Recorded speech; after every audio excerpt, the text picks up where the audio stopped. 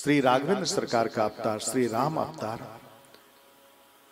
कहते हैं भगवान का जो अवतार हुआ ना श्री राघवेंद्र सरकार का सूर्यवंश में, और सूर्यवंश में बड़े बड़े प्रतापी राजा हुए। मुख्य रूप से 4 राजा हुए। सबसे बड़े राजा हुए महाराज हरिश्चंद्र। हरिश्चंद्र जैसा सत्य का अनुकरण आज तक कोई नहीं करने पाया। सब कुछ लुट गया लेकिन सत्य को नहीं छोड़ा। सब कुछ लुटा दिया पर सत्य को नहीं छोड़ा।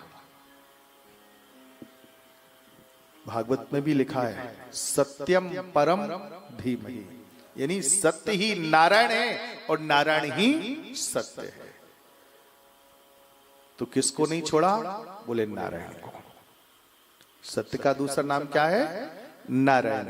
यानी सब छोड़ दिया पर नारायण को नहीं छोड़ा, भगवान को नहीं छोड़ा। अथवा यूं कहें जहां सत्य होता है वहां नारायण होते हैं, जहां नारायण होते हैं वहां सत्य होता है। दोनों में कोई भेद नहीं है। महाराज हरिश्चंद्र।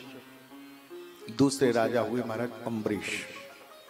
ऐसा एकादशी का व्रत किया, ऐसा एकादशी का व्रत किया कि आज तक कोई नहीं करने पाया। दुर्वासा जैसे ऋषि को भी नतमस्तक होना पड़ा जी। ऐसा एकादशी का व्रत किया। तीसरे राजा हुए महाराज भगीरथ। भगीरथ जी ने क्या किया? भगीरथ जी ने साक्षात आकाश मार्ग से गंगा को ही पृथ्वी पर उतार करके खड़ा कर दिया। गावे कोई गंगा जी की गाथा, उद्धार हेत अधम अनेक पुण्य धारा ने उधारे हैं। करते प्रतीत तीर्थ तीर्थ राज जू की, बिरले विनीत सोमम काज के सहारे। गंगा जी को प्रकट किया। 3 राजा। एक चौथे राजा हुए खट्वांग दीर्घ बाहुश्चो रघु तस्मात् प्रथोस्त्रवः अजस्ततो महाराजस् तस्मात् दशरथो भवत्। खट्वांग दीर्घ बाहोश्चो रघुस्तस्मात् प्रथोस्त्रवः। सबसे पहले हुए खट्वांग। खट्वांग के दीर्घ बाहु हुए, दीर्घ बाहुओं के हुए रघु, रघु के हुए प्रथु, प्रथु के हुए अज, और अज के हुए महाराज दशरथ। और दशरथ जी के यहां साक्षात मर्यादा पुरुषोत्तम श्री राघवेंद्र सरकार का अवतार हुआ। भगवान का अवतार हुआ। बोले भगवान श्री राघवेंद्र सरकार का अवतार कैसे हुआ? थोड़ा राम कथा थोड़ा विस्तार से समझाने की कृपा करें। तब कहते हैं आए चलते हैं अवधपुरी में। बड़ी दिव्य है अवधपुरी की नगरी। अवधपुरी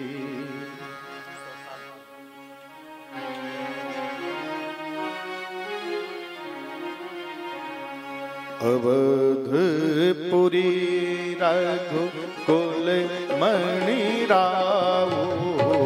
अवधपुरी रघुकुल मणि राऊ।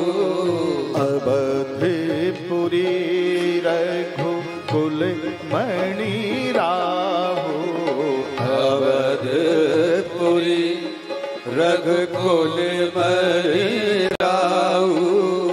अवधपुरी रघुकुल मणि राऊ। अवधपुरी रघुकुल मणि राऊ। वेद विदित तेहि दशरथ नाऊ। वेद विदित दशरथ नाऊ। अवधपुरी अवधपुरी रघुकुल मणि राऊ।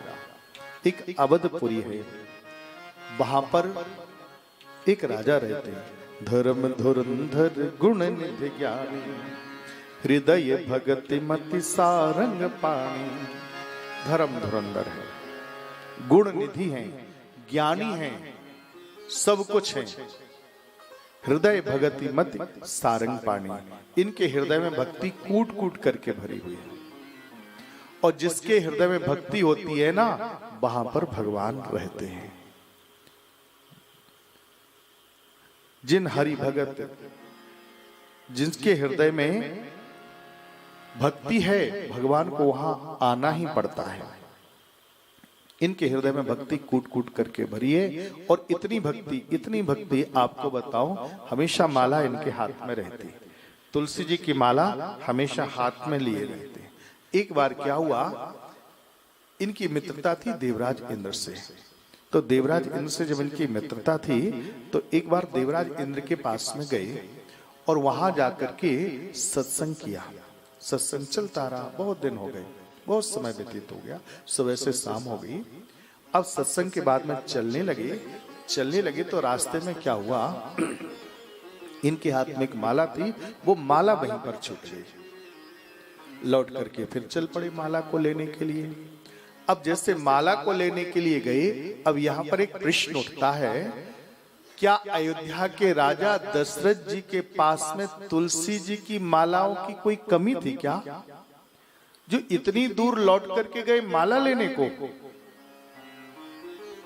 एक माला की ही तो बात थी, कईयों माला इनके पास आ सकती थी, क्यों लौट करके गए? उसका कारण था, कहते हैं जो भजन करने वाली माला होती है, जो जप करने वाली माला होती है, वो अलग अलग बदल बदल करके माला से कभी भजन नहीं करना चाहिए। एक ही माला से भजन करो, और एक माला से भजन करते करते माला के अंदर पावर आ जाता है, वो तेज आता है।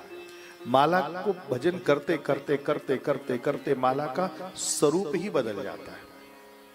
माला का स्वरूप बिल्कुल बदल जाता है, बहुत तेज होता है। कभी देखना, जो भजन करने वाली माला है ना, उसको उठा के देखना, जितना भजन, उसकी माला से पता चल जाता है कितना भजन करता है।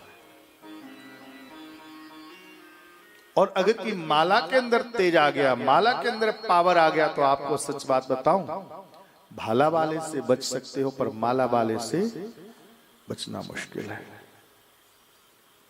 तो भजन करने वाली आसन, वासन और आसन व्यक्ति का स्वयं का होना चाहिए।